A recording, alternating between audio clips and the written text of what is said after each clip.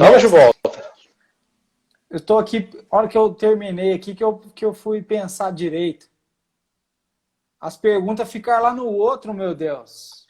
Eu As lembro de pessoas. algumas, eu acho que eu dou conta de algumas, né? É, Acho que a primeira pergunta que foi feita, e já entrando naquilo que você gostaria de conversar, foi se eu podia citar alguma das técnicas que são de fato baseadas em evidências, né? sim. Então, em 2017 saiu um artigo de revisão sistemática que falava de todas as técnicas psicossociais que tinham algum nível de eficácia na Sports Medicine, que é provavelmente uma das revistas mais importantes, um dos periódicos científicos mais importantes da área dos esportes, né? A Sports Medicine é uma revista com altíssimo fator de impacto, importantíssima para a área das ciências do esporte, e essa revisão ela revelou algumas técnicas que podem ser utilizadas de maneira crônica e de maneira aguda na intervenção com o psicólogo do esporte, né? Então, maneira aguda é aquela que é para apagar incêndio, né? Então, o cara está com problema, está problemão, está horrível, as coisas estão péssimas, etc. Então, vamos apagar o incêndio naquele momento. E aí existem algumas técnicas que são eficazes para isso. Por outro lado, existem técnicas que são crônicas, portanto, elas precisam de um tempo de treinamento e amadurecimento para que chegue um momento em que as pessoas possam, de fato, concretamente, ver o resultado do trabalho, né? Então, esse artigo ele separa entre agudo e crônico. Nas técnicas agudas, a gente tem basicamente técnicas de relaxamento muscular, né? Então tem a técnica de Jacobson, relaxamento muscular progressivo, técnicas de hipnose, então aquela hipnose hiper e mega com o objetivo mesmo de gerar uma espécie de catarse naquele momento, né? Então, muito semelhante à hipnose de palco, né? E fora essas técnicas, aí sim, as técnicas crônicas, a gente tem 4, basicamente, que são inclusive as que eu mais estudo e que eu mais utilizo na minha prática profissional, porque eu acredito no processo crônico, no processo de desenvolvimento de treinamento ao longo do tempo, né? Principalmente um treinamento que seja sistematizado e periodizado corretamente, levando em consideração quais são as competições-alvo, o que é mais importante, o momento que você necessita que aquela equipe esteja no pico de performance. Então, são 4 técnicas só que as evidências conseguem sustentar de fato, né? A autofala, o self-talk, imagem mental, imagery, né? A produção de visualização, mas a gente chama de visualização de forma incorreta, né? Imagery é a sua capacidade de imaginar uma certa situação. E aí você não se limita só à visão como sentido, estou falando dos 5 sentidos, né, que a gente possui, na verdade mais que 5, enfim, 8, 9 que a gente possui, então você conseguir reproduzir isso mentalmente. Autofala eu já falei. As técnicas de autorregulação emocional, então principalmente técnicas cognitivas e técnicas comportamentais de autorregulação emocional. E aí, nas técnicas comportamentais, a gente está falando principalmente das novas tecnologias, como biofeedback, neurofeedback. Em bio e neurofeedback, o mais recomendado, em termos de evidência científica, é a variabilidade cardíaca, tá? É o HRV, né? A frequência, a variabilidade cardíaca, acompanhado da resposta galvânica da pele, do GSR, Galvanic Skin Response. E a última técnica é uma técnica coletiva, que é o tal do team building, que é a construção de time, é a construção de um ambiente integrador, de um ambiente saudável, de prática esportiva, de um ambiente que seja motivador para o sujeito estar ali presente, né? Então, as técnicas agudas elas são basicamente 2, e as técnicas crônicas são 4. Tá?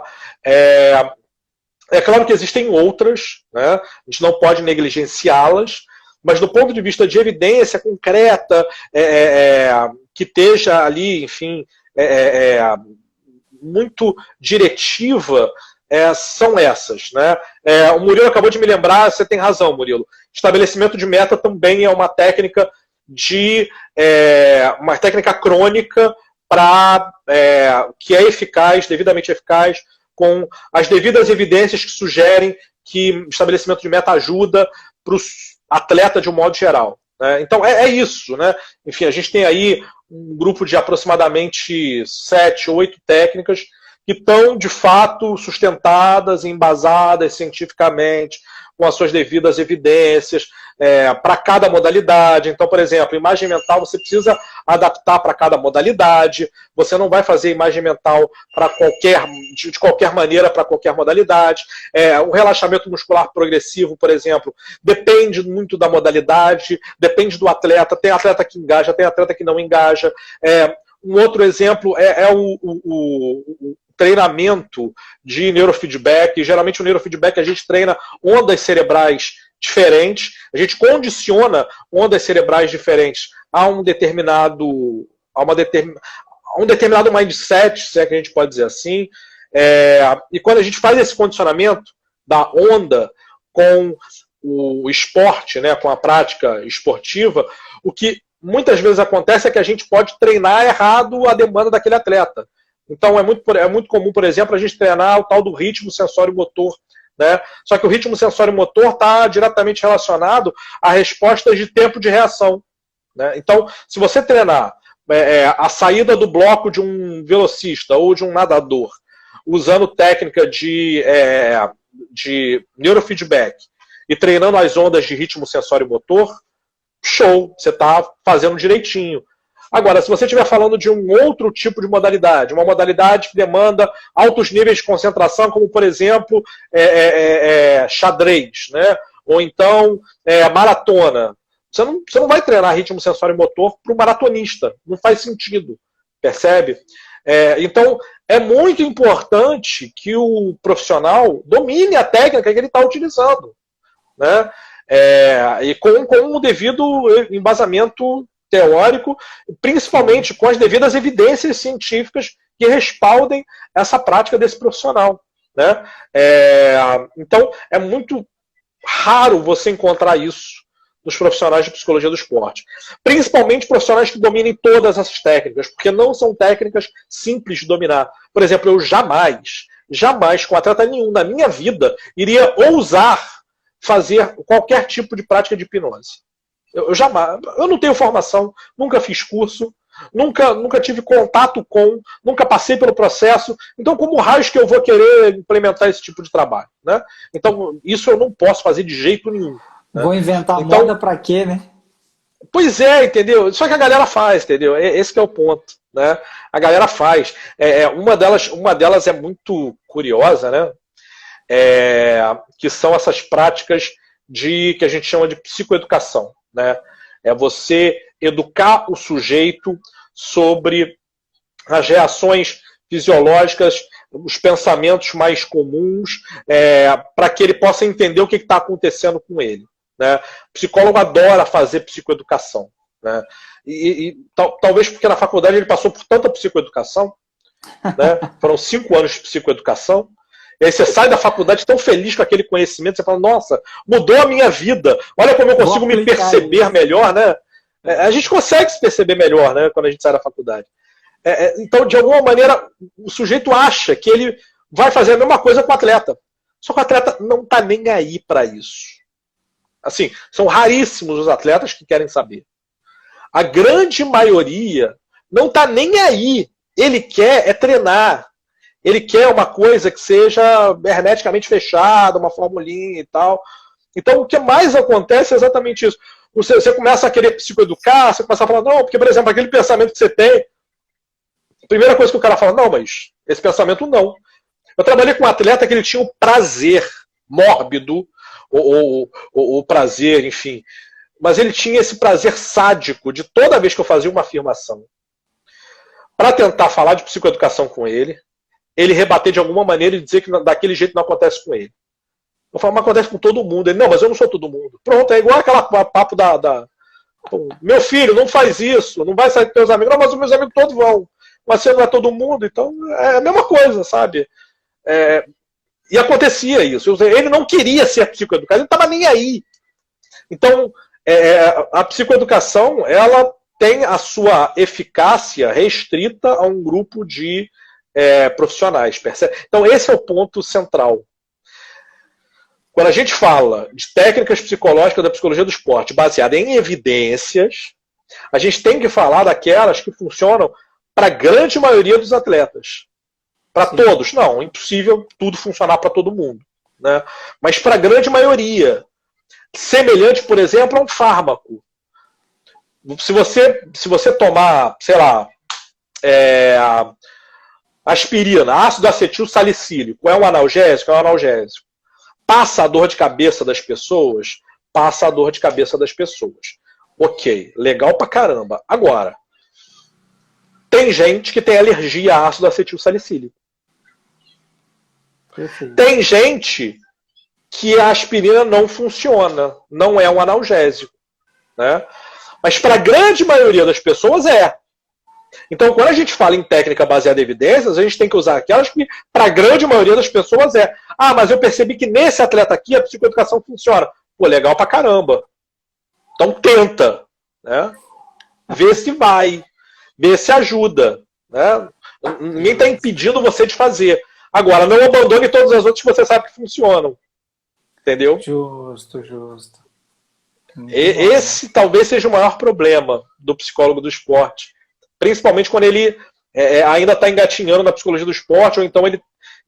Apesar de que eu conheço profissionais com muito tempo de profissão e que ainda se deixam enganar por isso, assim.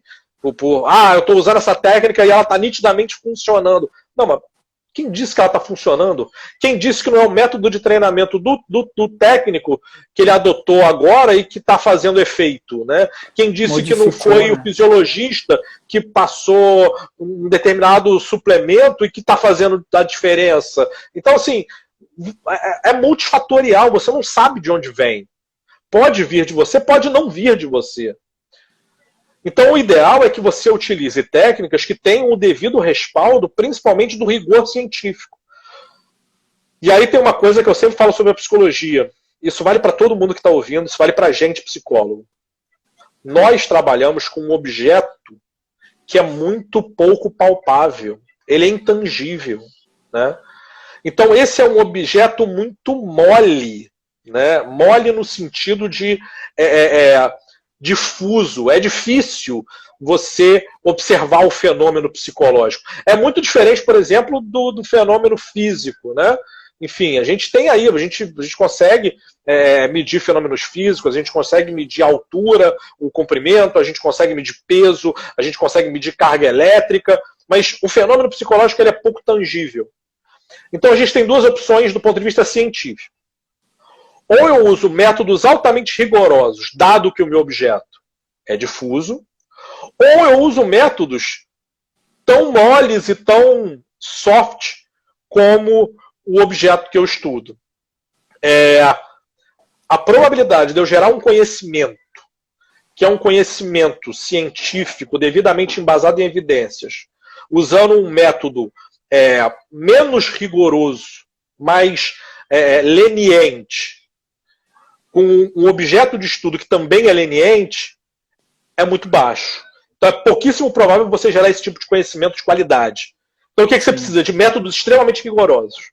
Então quanto mais rigoroso é o método de pesquisa que você utiliza, mais confiança você tem nos resultados que você obtém, mesmo tendo como objeto a psicologia que é tão difusa e tão falível. Né?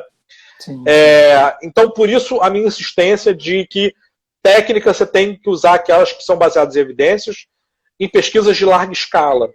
Também não adianta você pegar um estudo de caso, ou 2 ou 3 estudos de caso e usar o que o cara usou no estudo de caso. Não, você tem que ter esse arcabouço de evidências científicas, um rigor metodológico para você conseguir gerar esse conhecimento. Né?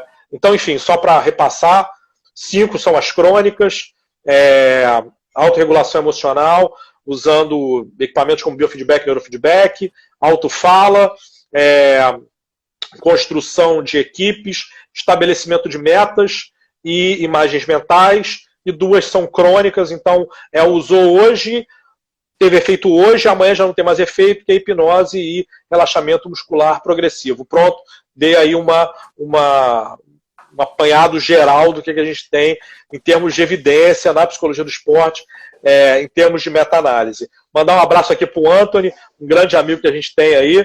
Ele está falando aqui do TDCS, né, que é a estimulação transcraniana por corrente contínua, e o tal do TDCS.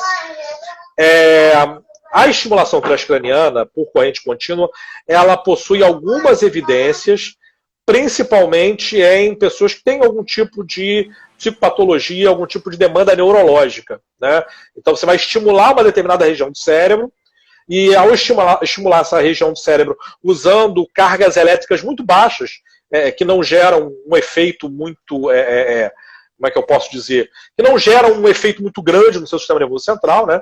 Se tiver um efeito muito grande, você está matando o neurônio, né? Então você gera pouco efeito, você gera uma carga elétrica na parte de fora do crânio, e essa carga elétrica faz com que o seu cérebro entre numa determinada frequência que vai gerar neurogênese. Neurônios vão nascer por conta dessa frequência elétrica que você está estimulando naquela região.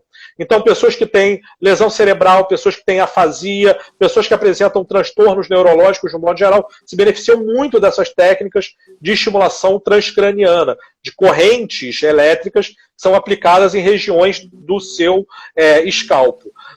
No esporte, especificamente, a gente ainda não tem uma meta-análise ou um grupo de meta-análises que possam fechar o assunto e falar, não, realmente essa é uma técnica que funciona para melhora de performance. Já existe gente utilizando, né? Existem alguns estudos, inclusive, que utilizam estimulação transcraniana de baixo custo.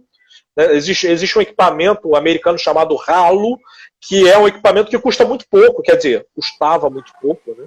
Até pouco tempo atrás, custava $700, até pouco tempo atrás a gente estava falando de R$2.000, né? Agora a gente está falando de 3.500, né? Então, enfim, e a tendência é piorar, né? A tendência é piorar, ou seja, dobrou o valor, mas não vamos entrar nesse mérito. Então, assim, o Halo ele já está sendo utilizado, inclusive, por times de futebol. O Palmeiras, recentemente, comprou o equipamento e utilizou nos seus atletas, né? E existem alguns estudos que mostram a eficácia. Agora, de novo, são estudos experimentais, ainda preliminares, ainda não dá para usar isso como, não, ok, eu confio nesse método, eu confio nessa técnica, dá para eu sair usando por aí. Né? O ideal, mesmo, concretamente, é que você use essas 7 técnicas que eu falei, que estão nesse artigo da Sports Medicine. Eu confesso que eu não lembro o nome dos autores, mas fica a promessa de eu passar depois para o Jonas o artigo, e quem se interessar, o Jonas distribui o manuscrito. Acho que é o meu compromisso aí, fica o meu compromisso aí com todo mundo. Por favor.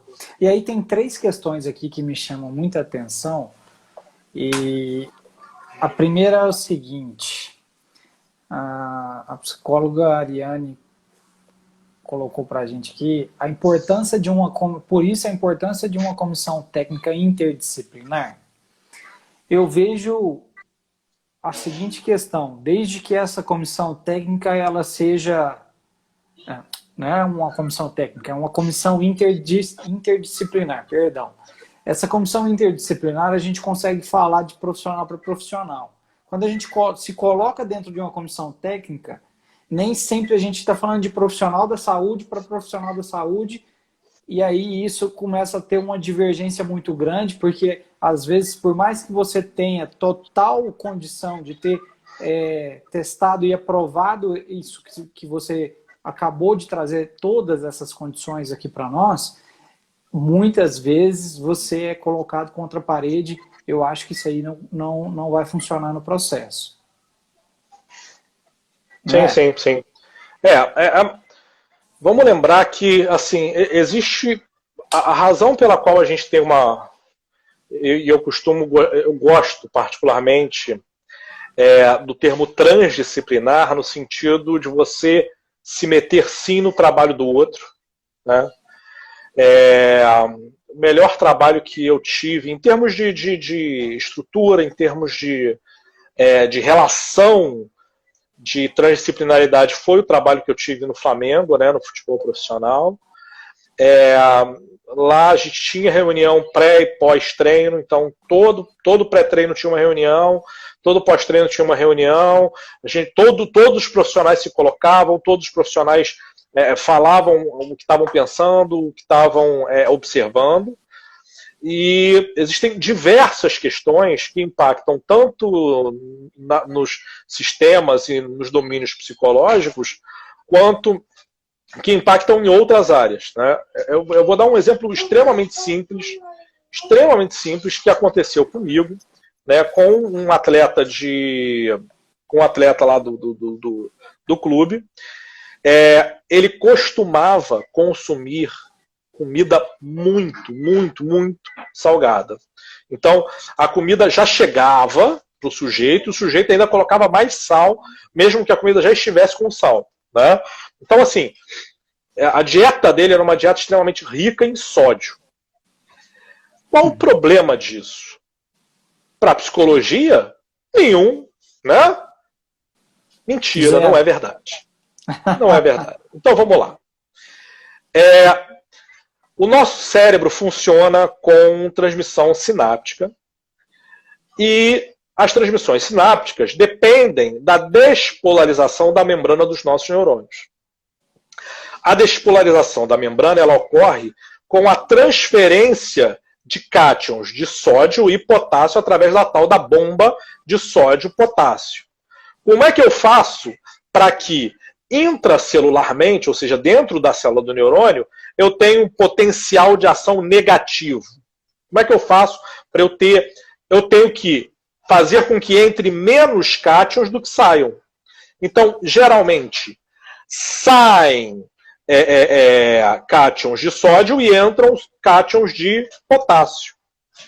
Se eu aumento a concentração de sódio extracelular, eu estou, por uma questão de gradiente de concentração, diminuindo a capacidade do meu cérebro de fazer potencial de ação. Porque as bombas de sódio e potássio vão funcionar menos. Você tem maior concentração extracelular de sódio. Perfeito. Consequência disso, o pensamento desse sujeito vai ficar lentificado. E por que esse pensamento vai ficar lentificado? Por causa da alimentação que ele está adotando. Entendeu o tamanho do problema? O próprio atleta causa o prejuízo, né? Sem saber. E aí, às vezes, ô doutor, eu estou demorando, eu demoro a tomar as decisões, eu fico confuso, eu fico inseguro. Aí você fala, então, mas provavelmente essa sua insegurança, enfim, assim, você faz uma anamnese, você faz testagem, você faz esse troço todo, e você percebe que você não tem razão mental, psicológica para você justificar esse troço. Esse atraso. Aí você senta para conversar com o nutricionista fala, pô, isso aí, nossa, me dá uma dor de cabeça danada, porque ele come muita gordura, ele come muito sal, aí você, pronto, matei. Essa é a importância de uma comissão técnica transdisciplinar. Aí o que você faz? Você vira para o nutricionista e fala, desgraçado, pelo amor de Deus, arruma um substituto que não tenha sódio, mas que salgue. Entendeu? Me ajuda eu te ajudar, desgraça. Isso acontece o tempo todo, né? Eu defendo, e apesar dos profissionais de educação física não gostarem dessa minha defesa, né? Mas eu confesso que eu defendo que os treinamentos, principalmente os períodos ali pré-treino, né? Eles sejam desenvolvidos com a preparação física e com a psicologia juntos, para você poder estimular determinados conceitos e determinadas ideias que podem ser estimuladas para que o sujeito possa treinar tanto a capacidade física, fazer o aquecimento, né, do corpo, mas também o aquecimento da mente, para quando ele entrar no campo ele já está com o potencial todo destravado para poder fazer o seu devido treinamento, né? Então, existem diversas formas que você tem, diversos estímulos que você pode incluir. Só que talvez o grande desafio, e muitos profissionais de educação física, eles já sacaram isso. Então, muitos já incluem esse tipo de coisa nos seus aquecimentos e nos seus pré-treinos, né? A dinâmica principal é a dinâmica principal, já faz parte do hábito do atleta, mas os pré-treinos, os aquecimentos, eles podem ser modificados de acordo. Mas talvez a coisa mais importante que a gente não vê ainda é a periodização dessas dimensões psicológicas a serem trabalhadas nesse pré-treino, percebe? Isso é extremamente importante. Por exemplo, se eu estou chegando próximo a uma competição, eu tenho que trabalhar questões que sejam associadas à ansiedade. Então eu vou fazer treinos reduzidos ou pré-treinos que aumentem muito o nível de ansiedade desse atleta. Tá? Para quê? Para ele acostumar, para gerar aquilo que no behaviorismo a gente chama de dessensibilização. Ele dessensibiliza da ansiedade, se você está no período pré-competição. Agora, você não vai usar o mesmo tipo de treinamento altamente ansiogênico fora do período de competição. Porque se você usar fora do período de competição, você está gerando um estresse desnecessário no atleta.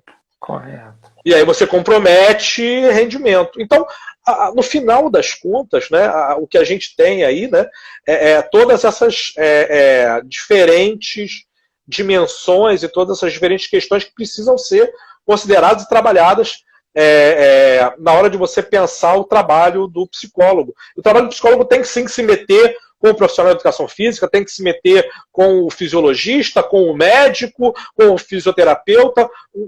Para mim, um dos melhores lugares para você fazer trabalho psicológico é do lado do fisioterapeuta, porque o atleta ele conta tudo da vida dele para o fisioterapeuta. Conta. Então, momento, né?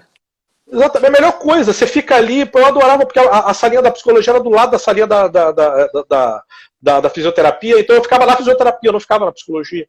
Eu ficava na fisioterapia e ficava só lá, não sei o que. Ali você pega muita coisa, você ganha muita informação. E aí você se mexe também no trabalho do outro, enfim. Às vezes você tem um tensionamento que não é um... Você sabe que aquele tensionamento muscular não se deve somente à carga excessiva de treinamento. Às vezes a carga foi até abaixo do programado para aquele atleta. Então aquele tensionamento ele tem outra história, né? Ele tem outra origem. E a gente está ali do lado para quê? Né? Então, tem muito isso. É muito importante que o trabalho aconteça de forma transdisciplinar. Você se meta no trabalho do outro e você permita que o outro se meta no seu também. Porque psicólogo adora ficar no lugar do suposto saber, né? Aquela coisa do não, eu sou intocável, eu sou... E isso é grave. Isso também é tão grave quanto o fechamento das portas para o psicólogo. Né? Quando a gente se coloca nesse lugar, a gente não está no lugar de ouvir. Isso. Então, essas duas coisas são coisas que eu acho que são extremamente interessantes, que a gente pode pensar quando a gente pensa num trabalho transdisciplinar e não interdisciplinar. Interdisciplinar, eu tenho o meu, você tem o teu, a gente conversa, a gente troca informação, mas eu fico no meu, você fica no teu. Você não se mete na demanda que está aparecendo na minha área, eu não me meto na demanda que está aparecendo na sua. Transdisciplinar, não. Transdisciplinar, o problema é nosso. Então, nós temos que resolver juntos. Cada um com o seu saber, mas na hora de dar a solução, é uma solução só que todo mundo junto dá. Entendeu? Eu gosto de trabalhar dessa forma. Foi sempre assim que eu consegui fazer nas comissões com as quais eu trabalhei. Aí é verdade que eu confesso, eu sempre dei muita sorte como psicólogo do esporte. Sempre tive comissões que me abraçaram e me respeitaram de forma muito igual, parceira. Né? Então, eu acho que isso que vale a pena. Acho que foi uma boa pergunta aí. Você citou a questão da fisioterapia, que você trabalhava, né, quase que já dentro da fisioterapia, vamos dizer. Eu tive essa oportunidade com a Seleção Mineira, futsal sub-17, onde eu fiquei muito próximo dos 2 fisioterapeutas na época que auxiliavam a gente, e a gente trocava muita informação com relação a isso mesmo. E um deles trabalhava com o pessoal do vôlei profissional que disputava a Superliga. E aí ele trazia muito isso. Falava, Jonas, é o momento que os atletas têm que eles mais se abrem. Porque quando eles estão no momento da fisioterapia, eles não têm condição de fazer outras coisas. Eles estão ali, eles têm que aguardar aquele período. Que é de 40 minutos, 1 hora, sei lá, às vezes 1h30. Pode passar um pouquinho, pode faltar um pouquinho, não sei. Mas é um momento em que eles têm a condição de identificar realmente possíveis situações que podem estar atrapalhando ou não, por que está levando a lesão, o que ocorreu dentro dessa lesão, qual que é os sentimentos que acontecem através dessa lesão, o meu emocional foi abalado, não foi abalado, a minha performance vai voltar como era antes, não vai voltar como era antes, a minha confiança, como é que vai ser, a minha segurança de executar todas as minhas questões quando eu tinha antes, entendeu? Então, tudo esse processo eu verifico e atesto junto com você, né, que é muito importante da gente ter realmente essa troca, mas é lá dentro, assim, ó, entrando, né? Sim, entrando na área do outro, assim, é inevitável. Eu confesso que, assim, eu sempre tive muita sorte, mas profissionalmente eu sempre tive muita sorte porque praticamente todos os trabalhos que eu fiz profissionalmente foram ou instituições muito grandes, né? Fui estagiário do Flamengo, trabalhando no Comitê Olímpico Brasileiro, enfim, ou então com atletas já profissionais, né? Então isso me permitiu ter acesso a essa relação mais transdisciplinar. Porém, como supervisor de estágio, e lá na UERJ a gente tem diversos projetos de extensão, e nos projetos de extensão da UERJ a gente presta apoio e suporte psicológico para atletas que não têm condições de arcar, ou para instituições que não têm condições de arcar com o atendimento psicológico. Então a gente já teve convênio com a Vila Olímpica do Salgueiro, a gente já teve convênio com diversos clubes do Rio de Janeiro, e a gente já teve também com federações de algumas artes marciais. E o que eu posso afirmar é que nem sempre a gente vê esse tipo de trabalho acontecendo, né? Quanto mais tradicionalista é o esporte, quanto mais inexperiente é o profissional, mais dificuldade ele vai ter para criar esse ambiente de transdisciplinariedade, né? Eu vejo isso porque, na grande maioria das vezes, a conversa que eu tenho como professor e como supervisor e orientador no estágio com os profissionais que estão trabalhando nos clubes é uma, e a conversa que os meus alunos têm é outra, totalmente distinta. Aí você fala, mas por que o nível de tratamento, né? Primeiro, porque eu sou professor universitário, enfim, mas segundo, porque o esporte, por isso que eu falo da importância da formação na psicologia do esporte. O esporte tem as suas próprias características. O esporte ele tem a sua própria cultura. E, obviamente, ele tem os seus próprios linguajários, os seus próprios fazeres. Então, se você não tiver incluído nesse ambiente, nessa cultura, você não vai conseguir trocar com esse profissional, né?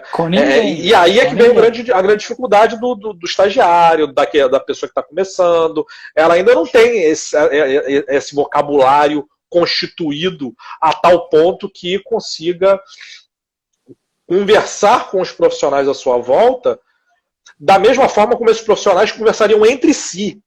Sim, né? Então, quando você está falando ali, quando o povo da fisioterapia começa a falar dos tipos de lesão, não, porque o cara teve uma lesão no cruzado, teve uma lesão disso, teve uma lesão daquilo, você aqui teve uma lesão no reto, teve isso, teve aquilo, você fala, nossa, mano, que lugares são esses? Que lesões são essas? Né? Se você não é capaz de conversar com ele sobre esses tipos de lesões, é pouquíssimo provável que você tenha a capacidade de dizer para ele, por exemplo, que lesões de clavícula e rompimentos de musculatura, principalmente panturrilha, estão mais associados a fatores psicossociais do que outros tipos de lesão musculoesqueléticas, né? Então, poxa, mas como é que pode isso? Como é que, enfim, o sujeito tem uma lesão musculoesquelética e essa lesão ter uma etiologia psicossocial? Opa, seja bem-vindo ao ser humano. Né? Você não tem uma alma aqui que fica aqui no alto, na sua cabeça, e que comanda você. Não, não é assim que funciona. Está tudo aqui dentro. Dentro da caixa craniana, cérebro, está tudo aqui dentro. Né? causa uma lesãozinha besta no cérebro para ver o que acontece com você. Se for do lado esquerdo, próximo do lobo temporal, você vai parar de falar. A sua capacidade de se comunicar vai para o espaço. Você não vai conseguir se comunicar nem com libras. Porque você sequer vai ser capaz de produzir um discurso coerente. Então, assim, tá tudo aqui dentro. Não tem para onde viajar, para onde fugir, enfim. Então, você precisa saber conversar com os profissionais do corpo, considerando que você também é um profissional do corpo. Você só é de um órgão diferente. Né? Perfeito, perfeito. Vamos para a próxima? Podemos? Bora! Vamos! A JM Pimenta, ela é estudante de psicologia lá da UFMG. Você vê uma diferença de prática na atuação das equipes de base e ponta? Você teve condição de atuar na base ou foi só ponta? Como que foi? De 2007 a 2010 eu fui estagiário do Mirim no Flamengo. Ah, tá. Então, molecada de 12 anos, eu fiquei 4 anos trabalhando com molecada de 12 anos. Então, coisa linda, coisa linda. Nossa Senhora, Jesus. Não, enfim, foi curioso, porque, aliás, foi uma coincidência muito curiosa e muito feliz da minha vida. Porque eu trabalhei em 2007 e 2010 com um grupo, saio do Flamengo, vou fazer mestrado, vou fazer doutorado e etc. Em 2018, quando eu volto para o Flamengo, quem está no profissional, no time profissional e que veio da base, era exatamente o mesmo menino que eu tinha lá em 2007. Pois é, bacana, o Lucas Paquetá foi meu atleta, o Thiago Rodrigues, goleiro, foi meu atleta, foram todos meus atletas no Mirim e depois no profissional do futebol. Então foi uma feliz coincidência revê-los, né? E num momento diferente da vida deles, né? O trabalho é totalmente diferente. Totalmente diferente. Muito. Assim, o tipo de... Primeiro porque você precisa respeitar as fases do desenvolvimento humano em cada uma das etapas do processo de formação de atleta, né? Então você vai desde o muito lúdico, desde o muito básico até a profissionalização no futebol, que ocorre ali por volta dos 17, 18 anos. Então, jogadores de futebol juniores já são jogadores profissionais, têm demandas muito semelhantes aos jogadores profissionais. Agora, um atleta de 15 anos e 16 anos, as demandas ainda são outras, né? Respeitando todas as suas questões, respeitando, por exemplo, essa construção da identidade pessoal, construção da identidade própria. Muitos ali provavelmente não vão se tornar jogadores por razões óbvias, porque a personalidade não permite, porque o meio não permite, porque o ambiente é um ambiente predatório mesmo. Enfim, existem diversos estudos divergentes, inclusive, sobre maturação, né? Então, atletas que maturam mais cedo tendem a apresentar performance melhor e, por consequência, ficam mais tempo nos clubes em relação a atletas que demoram um pouco mais a maturar. Não significa que o sujeito não vá maturar, mas do ponto de vista esportivo, aquele que matura mais tarde ele é descartado no processo, né? Então, é assim que funciona, é uma coisa meio... E o esporte é incisivo nesse momento, né? Sim, totalmente, né? Então, existem demandas totalmente distintas em diferentes fases da carreira do atleta, e aí o trabalho do psicólogo acaba tendo que se adaptar a essa realidade, né? E é muito curioso porque, muitas vezes, principalmente no esporte de base, o psicólogo faz muito o papel do advogado do diabo junto do treinador. O treinador é cobrado resultado, não vamos mentir. O treinador do pré-mirim, exatamente, o treinador do pré-mirim, ele é cobrado resultado. Tá? O cara pode estar lá no pré-mirim, etc. Se o Flamengo não tiver na semifinal do Carioca, o cara fica balançado. Se ficar 2 anos sem ir na semifinal do Carioca, o cara sai do time. Tiram ele. Então, assim, isso acontece em todos os clubes grandes. Não sejamos hipócritas de dizer o contrário. Né? O objetivo é a formação de atletas?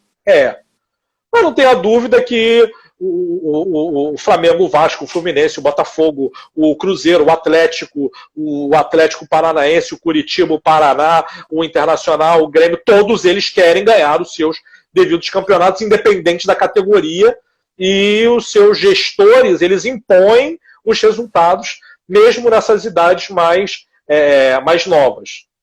Dito isso, o papel do psicólogo muitas vezes é exatamente esse de, mas vem cá, o objetivo não é formação, o objetivo não é formar o ser humano, não é formar o cidadão, eu estou confuso, me ajuda a fazer o meu trabalho. Porque se o objetivo é fazer o sujeito... se o objetivo é fazer o sujeito render com 12 anos, com 13 anos, esse é o teu objetivo, não tem problema não. Eu sei fazer. Agora, isso vai ter consequências lá na frente. Você sabe quais são as consequências? Você está disposto a pagar o preço dessas consequências? Já perguntou para os pais dessa criança se eles estão dispostos a pagar o preço dessas consequências? Posso perguntar para os pais, então? Esse trabalho é um trabalho de muito enfrentamento. E aí o que acaba acontecendo... completa, né? Pois é, e o que acaba acontecendo é que muitas vezes o psicólogo fica sendo visto como chato, o implicante, aquele que fica questionando tudo, né? Mas em grande parte é o nosso trabalho mesmo, né? Enfim, a gente está ali exatamente para fazer o contraponto da lógica produtivista ali do esporte, né?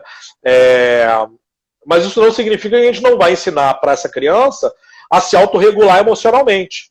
Pelo contrário, uma criança que tem, desde novinha, autorregulação emocional, lá na frente, na hora que ela for fazer a prova dela na escola, na hora que ela for fazer, o vestibular, na hora que for ter contato com outras pessoas, vai saber se portar, vai saber, na hora que estiver frustrado, vai saber lidar com a frustração, né? Então, em grande parte, o nosso trabalho é sim a formação individual desses atletas, mas, por outro lado, é pensar no contexto psicossocial e nas óbvias consequências que a formação traz. Todo menino de 15 anos quer se tornar um jogador de futebol profissional e jogar na Europa. De todos os meninos de 15 anos num time grande, 2 vão conseguir isso num time grande. Na base de um time grande, 1 ou 2 de 60 vão conseguir se tornar jogadores profissionais. E aí, lembrando das estatísticas de jogador profissional, conta também aqueles que ganham um salário mínimo, que ganham 2 salários mínimos. Né? Ele é profissional também. Beleza. Então, talvez isso seja a grande diferença, né? O olhar de humanidade que a gente tem para o menino que está se formando, para aquele ser humano que está se formando, ele tem que ser diferenciado do olhar humano que a gente tem para o atleta de alto rendimento. Até porque o atleta de alto rendimento, ele, de alguma maneira, mesmo que a vida tenha levado para isso, mesmo que a família tenha levado para isso, ele escolheu uma profissão que gera estresse o tempo todo. Assim, foi uma escolha. Sim, sim. Né? Assim, ninguém impôs. Né? Pode até ter sido imposto pela vida, né? Pelas condições sociais que esse sujeito passou, e ele só viu no esporte aquela oportunidade. Mas ainda assim é uma escolha. Existem outras escolhas para você sair de lugares pobres. Né? Quem é mais próximo de mim, quem me conhece, sabe que eu sou natural, nascido e criado em um bairro aqui no Rio de Janeiro, que é conhecido como Pedra de Guaratiba. Pedra de Guaratiba é um bairro que fica na Zona Oeste, e, segundo a própria prefeitura, é reconhecido como um bairro rural do Rio de Janeiro. Né? Eu acordava com um bode na minha porta. Tinha bode pastando debaixo da janela do meu quarto. Né?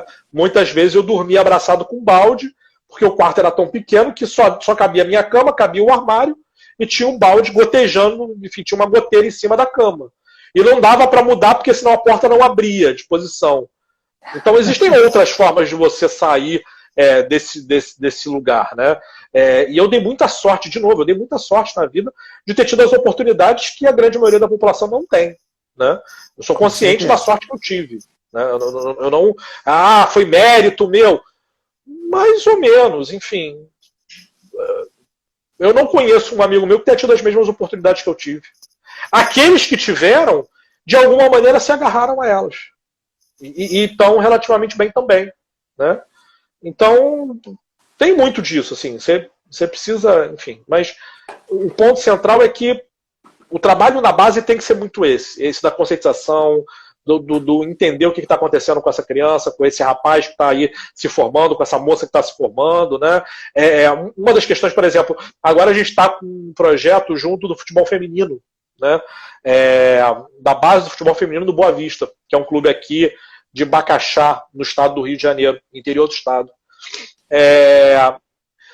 E um dos trabalhos, uma das demandas que a gente mais tem da comissão técnica é a questão da menarca, da primeira menstruação, ou como lidar com a menstruação durante um jogo, né? Porque isso gera ansiedade, isso gera questões, Sim. Isso gera apreensão, né? Então, isso é uma questão que precisa ser atacada e precisa ser trabalhada pelo psicólogo, mas que a verdade é que isso não vai acontecer com uma jogadora de futebol profissional. As jogadoras de futebol profissional elas já passaram por isso. Elas já têm os seus próprios mecanismos, elas já construíram a sua forma de lidar com isso. Né? Então isso deixa de ser uma questão. Né? Quer dizer, não é que deixa de ser uma questão, mas a questão ela já está relativamente resolvida. Percebe? Então, existem inúmeras questões variáveis que a gente pode pensar aqui e que influenciam diretamente na vida dessas pessoas. E as demandas também, né? As demandas também são completamente diferentes, né? Sim. Da base tem uma demanda completamente informal, vamos dizer, e a do profissional, a equipe de ponta, o atleta de alto rendimento já tem outras questões que para eles são muito mais importantes, né? Então, saber trabalhar essas questões de forma diferenciada também, né? Recentemente, no meu laboratório, a gente fez uma pesquisa muito legal. A gente ainda está produzindo o manuscrito, então, enfim, são dados não publicados, mas a gente percebeu que para o atleta profissional, diferente dos atletas de base, para os atletas de base existe uma tríade de pessoas que influenciam na motivação do atleta para que ele possa engajar no treinamento e na rotina de treinamentos. Né? Essa tríade é formada por treinador, família pai e mãe, né, ou responsáveis diretos, e por último seus pares, os seus colegas de time, seus colegas de equipe ou colegas de treinamento. Quando a gente sai da base e vai para o ambiente profissional, geralmente os pais eles passam a figurar como pano de fundo. Eles ainda estão lá, mas eles estão no pano de fundo. E eles são substituídos por quem? Pela esposa ou pelo marido e pelos filhos. Então, a demanda para o atleta profissional adulto já é outra. A família já é outra, já mudou a família, já não é mais a mesma família. Transformou, né? Então, exatamente. Assim, a família continua lá, mas já não é mais a mesma família, já é outra. Já existem outras questões que estão envolvidas. Né? Então, eu acho que no final das contas é muito isso. A gente pensar que as demandas são totalmente distintas e a vida, o momento de vida dessas pessoas são totalmente distintos. Né? Isso é importante a gente considerar na hora de fazer as nossas intervenções. Perfeito. E para a gente finalizar, cara, show. Estamos chegando a quase 2 horas. Eita, então, nós! Falta 10 minutos. Eu não posso abusar mais da sua boa vontade. Meu Deus do céu. Eu tô começando a achar que eu tô com saudade de dar aula, viu? Uma leve impressão, né? A leve impressão que eu tô com saudade de dar aula. Uma dúvida prática aqui da Amanda Cássia. Beleza.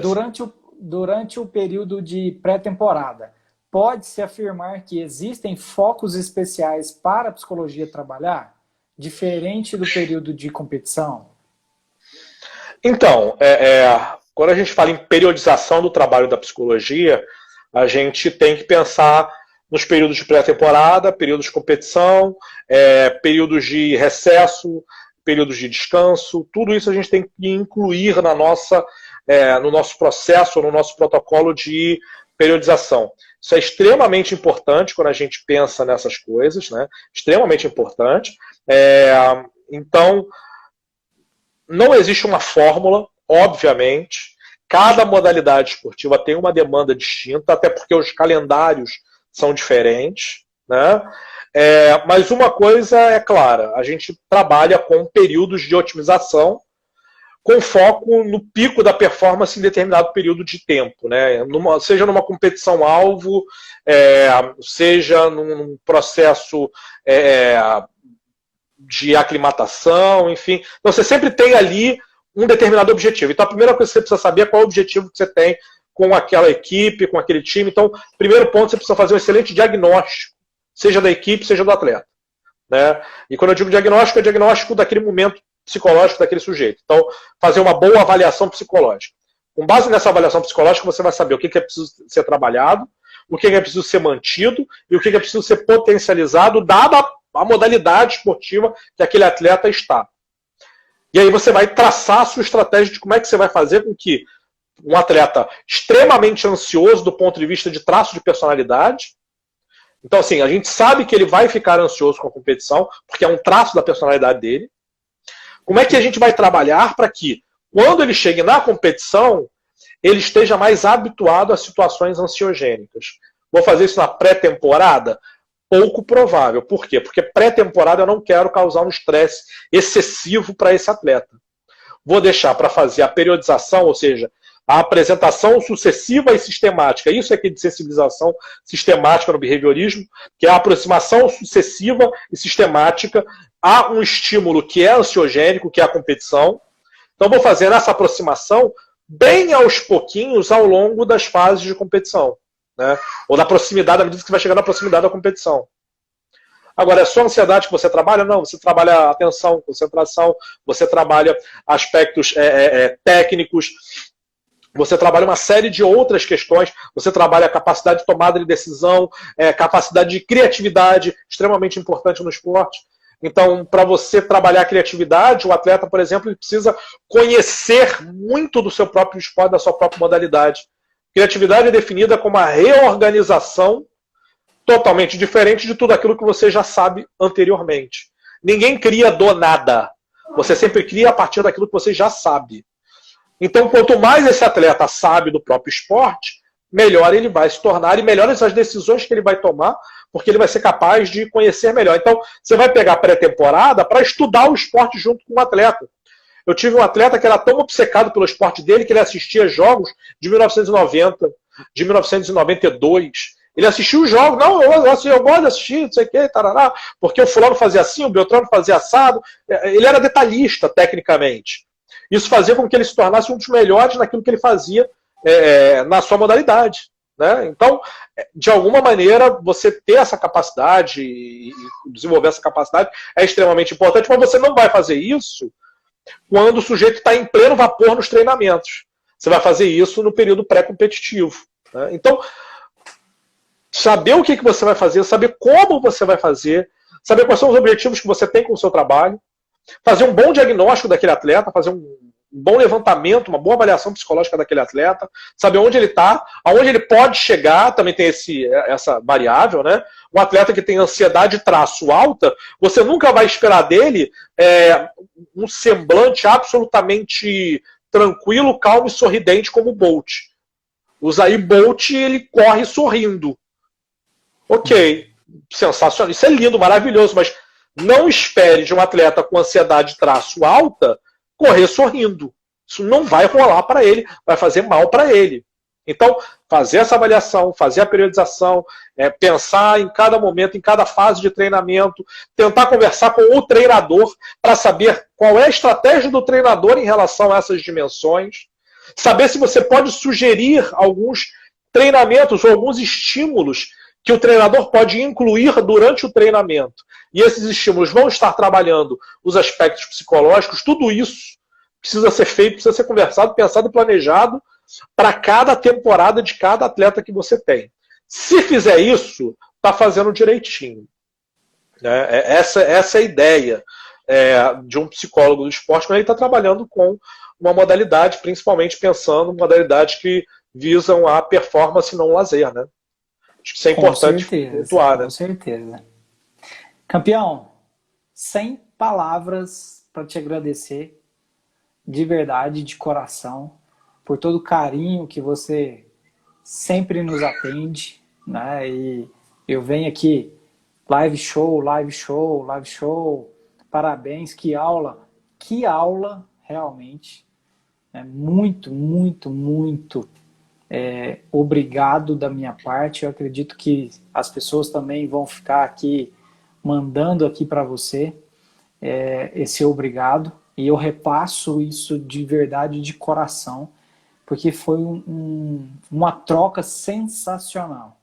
Pelo menos para mim, eu consegui absorver muitas coisas, eu permiti com que você falasse muito mais, porque você é um conhecedor real de todo o processo, né? Eu sou um profissional que executa a psicologia do esporte, mas você dá aula disso. E a gente percebe nas suas falas, no seu estilo de comportamento e nas suas linhas de pensamento, o quanto isso é vivo em você, o quanto você curte fazer isso. Então, é mais do que prazer. É uma sensação que é indescritível isso. E você conseguir transmitir isso para nós da forma mais leve, da forma mais tranquila, sempre, sempre muito humano. Cara, que Jesus te abençoe sempre, te dê muita paz, muita sabedoria, tá? Para que você consiga realmente cada vez ser maior, como você realmente é. Muito Meu obrigado. amigo, eu que agradeço a oportunidade de estar aí, da gente ter conversado, da gente ter batido esse papo, né? Na verdade, a gente bateu um papo com os espectadores e eu fico muito feliz de poder contribuir de alguma maneira.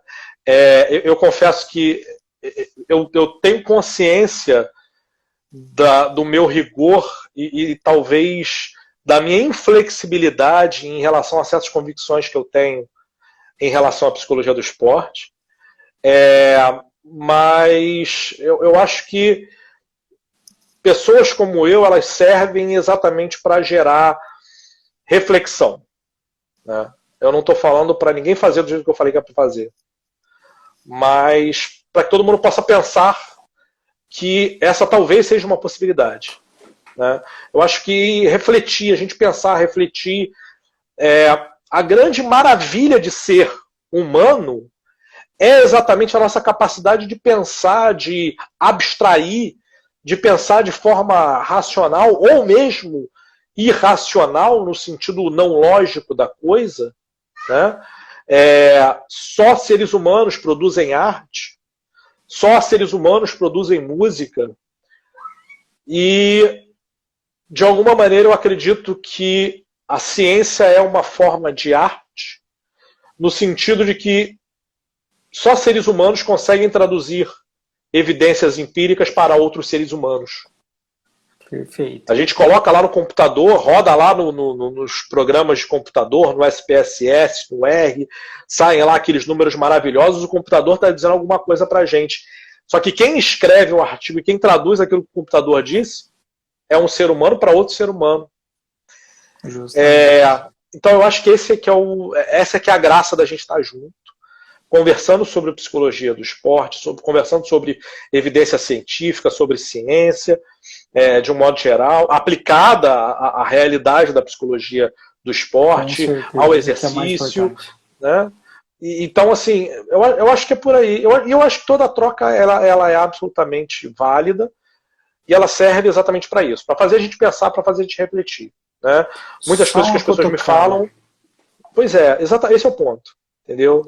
Muitas coisas que as pessoas me falam, eu passo horas com dor de cabeça pensando, falo, cara, não, isso é tipo, nada a ver com o que essa pessoa falou. Não, mas eu juro pra você, eu canso de ouvir colegas, e assim, e às vezes colegas que têm muito mais cancha, que têm muito mais tempo, experiência. Vai cair, vai cair. Não tem problema não. É isso. Beleza? Mandar um beijo para todo mundo, agradecer para você, Jonas, foi um prazer mesmo da gente bater papo. Prazer enorme. O Murilão deu só uma cutucada aqui, ó. Tranquila? Na paz? Não, ô Murilo, eu sei que a intenção dele era sim ser tranquilo e na paz. Mas ele é muito, muito intenso. Eu sei disso. Jamais